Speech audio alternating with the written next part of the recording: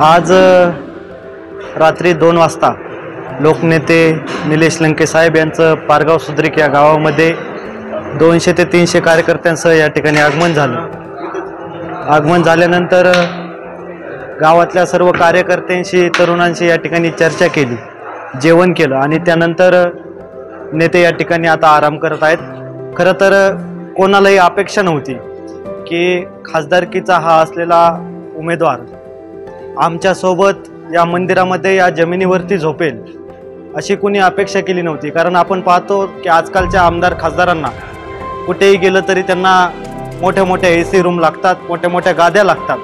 कोणत्याही गावामध्ये गेलं तर त्यांच्या कार्यकर्त्यांच्या AC रूम त्यांच्यासाठी तयार असतात। पण बाकीचे नेते आणि आमचे लोकनेते यांच्यामध्ये हाच तो फरक आहे आणि म्हणून आमच्यासारख्या सर्वसामान्य माणसांना हाच आमचा सर्वसामान्य नेता आहे असं या ठिकाणी वाटतं।